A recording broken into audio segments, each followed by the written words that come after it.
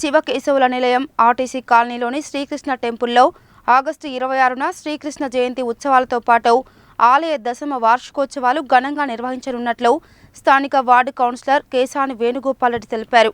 ఈ కార్యక్రమాలలో భక్తులు అధిక సంఖ్యలో పాల్గొని విజయవంతం చేయాలని కోరారు. తొలి ఏకాదశి సందర్భంగా ఆర్టీసీ కాలనీలోని శ్రీకృష్ణ టెంపుల్లో మున్సిపల్ చైర్మన్ బోరి శ్రీనివాసరెడ్డి ప్రత్యేక పూజలు నిర్వహించారు. అనంతరం కృష్ణాష్టమి వేడుకల కరపత్రాన్ని ఆవిష్కరించారు. ఈ సందర్భంగా స్థానిక కౌన్సిలర్ కేశాని వేణుగోపాల్ రెడ్డి మాట్లాడుతూ శివకేశవుల నిలయం ఆర్టీసీ కాలనీలోని శ్రీకృష్ణ టెంపుల్లో ఆగస్టు 26న శ్రీకృష్ణ జయంతి ఉత్సవాలతో పాటు ఆలయ దశమ వార్షికోత్సవాలు ఘనంగా నిర్వహించనున్నట్లు తెలిపారు. ఈ కార్యక్రమాలలో భక్తులు అధిక సంఖ్యలో పాల్గొని విజయవంతం చేయాలని కోరారు.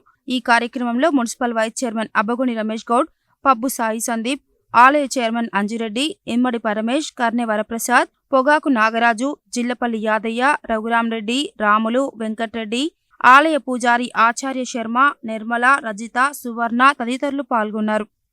తొలి ఏకాదశి సందర్భంగా ఆర్టీసీ కాలనీ శ్రీకృష్ణ దేవాలయంలో మున్సిపల్ చైర్మన్ గారి ఆధ్వర్యంలో పూజలు నిర్వహించడం జరిగింది.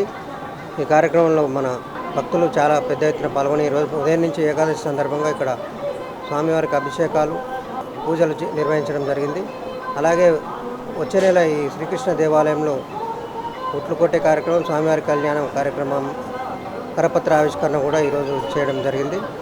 ఆ కార్యక్రమంలో కాలనీ వాసులే కాకుండా నల్లగొండ పట్టణ ప్రజలందరూ పాల్గొని ఆ స్వామివారి ఆశీస్సులు పొందాలని కోరుకుంటున్నాను. ఈరోజు నల్లగొండ పట్టణం ఆర్టీసీ కాలనీ యందు కొలువై ఉన్నటువంటి శ్రీకృష్ణ ఆలయంలో తొలి ఏకాదశి సందర్భంగా భక్తులు అధిక సంఖ్యలో పాల్గొని పూజా కార్యక్రమాలు నిర్వహించారు. ఈ కార్యక్రమంలో మన నల్లగొండ మున్సిపల్ చైర్మన్ గారైనటువంటి శ్రీ బుర్రి శ్రీనివాసరెడ్డి గారు ముఖ్య అతిథిగా పాల్గొని పూజా కార్యక్రమాలు, అభిషేక కార్యక్రమాల్లో పాల్గొన్నందుకు వారికి ఆలయ కమిటీ తరఫున స్వాగతం సుస్వాగతం తెలియజేయడం జరిగింది.